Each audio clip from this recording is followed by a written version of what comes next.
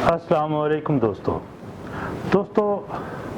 मज़हब की ताबीर हर ज़माने में बदलती चली गई। अगर आप 300 साल पहले लिखी गई किताबों का मुतायला करें तो आपको ये मालूम होगा कि जिन्होंने मज़हब की शरह बयान करते हुए वजाहतें की वो 17वीं सदी ईस्वी में बदलती हुई नज़र आई।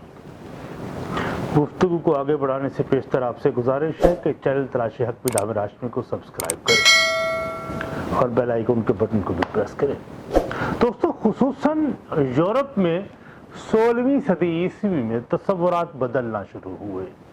बहरहाल सनती दौर में काया ही पलट गई और 180 डिग्री पर सोचें बदल गई।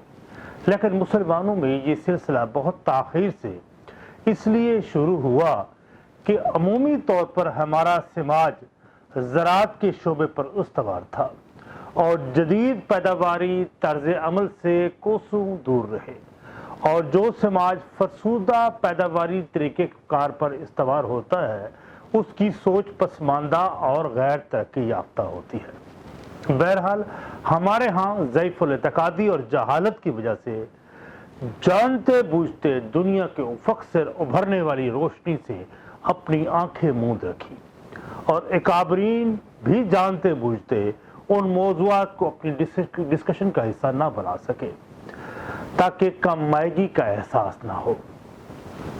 साइंस और जदीद टेक्नोलॉजी ने जब डिस्कवरीज और इजादात से दुनिया में गलगला बर्पा कर दिया तो हमारे अकाबरीन के लिए इतना बरतना मुमकिन ना रहा, तो उन्होंने उसका हल ये निकाला कि साइंस की हर डिस्कवरी या थ्योरी को यह कहकर तस्लीम कर लेते कि ये कोई नई तहकीक नहीं बल्कि कुरान मजीद या हदीस में इसका जिक्र पहले से मौजूद है, और ये कहकर उम्मत मुसलमा को मुतमईन करते रहे।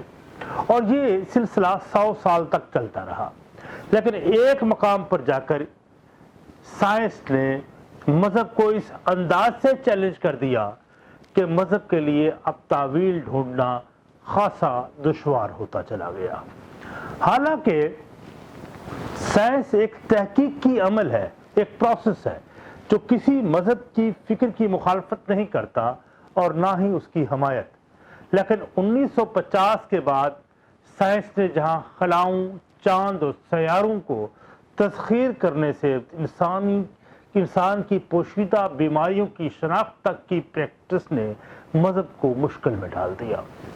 हमारा कदीम इल्मुल कलाम उसका मुकाबला करने से कासिर होता चला गया। मज़हब चूँकि तसव्वुर हयात है जिसकी असास इखलाकी वजूद होता है, इंसान के बारे में मज़हब का ये तसव्वुर ये है कि अल्लाह ताला ने इंसान को खैर और शर के शऊर के साथ पैदा कर दिया है और उसकी एक फितरत है जो गैर मुतबद्दिल है, तब्दील नहीं हो सकती। और इस हद तक अगर किसी इंसान तक अल्लाह का पैगाम किसी नबी के ज़रिए नहीं पहुंचा तो भी वो अपने अल्लाह के इल्हाम किए गए शऊर की वजह से खुदा के सामने अपने आमाल का जवाब दे होगा, क्योंकि कुरान मजीद के अल्फाज में नेकी और बदी का शऊर उसे इल्हाम कर दिया गया।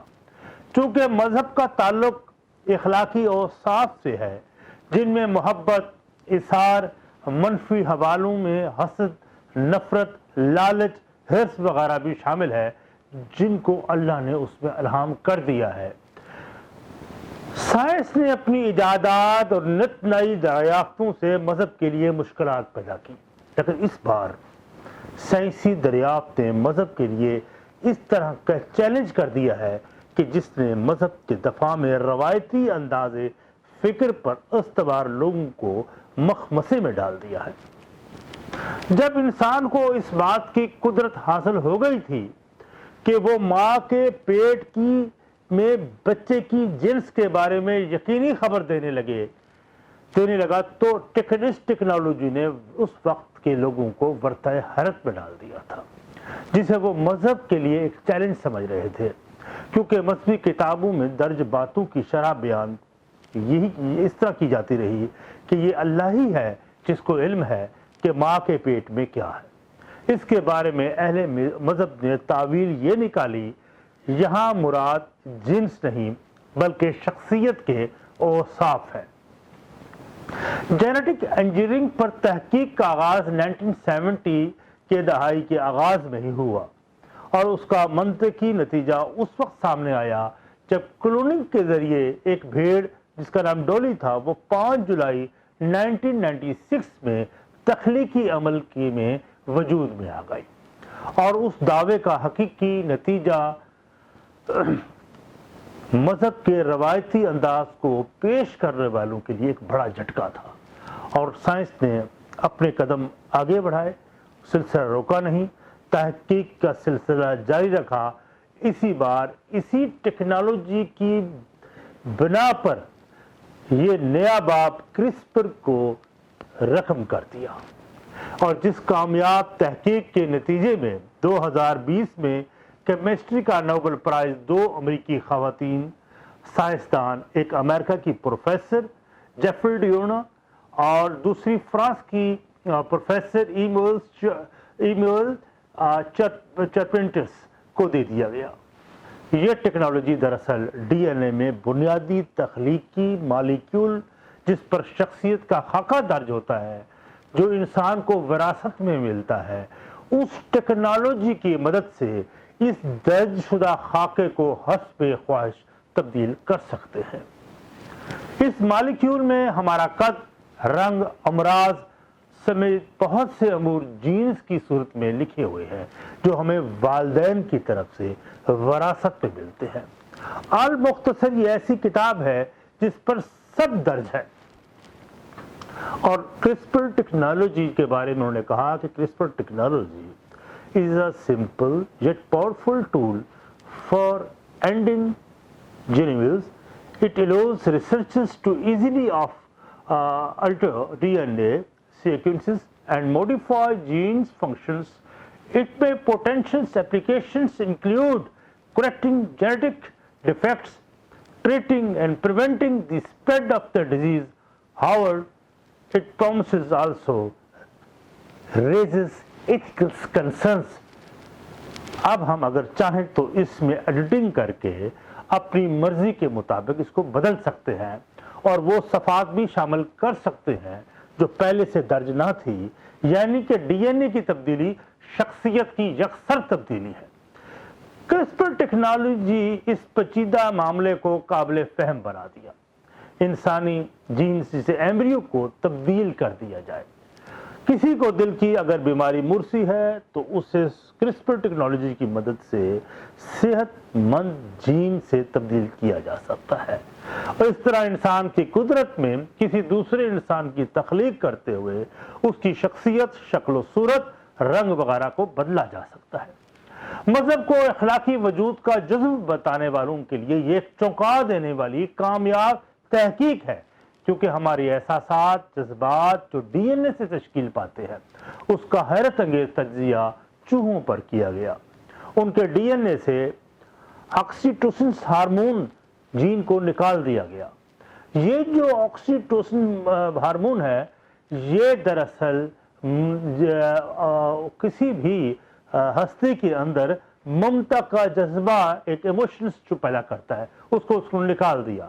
اس کا نتیجہ یہ سامنے آیا کہ ایسی مادہ چوہوں نے اپنے بچوں کے بارے میں کسی ایسے جذبے کا اظہار نہ کیا جو ماں کے ساتھ موجود ہوتا ہے، اگرچہ یہ تجربہ انسانوں پر نہیں ہوا، جو کسی وقت اب ہو بھی جائے گا۔ اس کی وجہ سے اپنی مرضی کے انسان پیدا ہو سکیں گے۔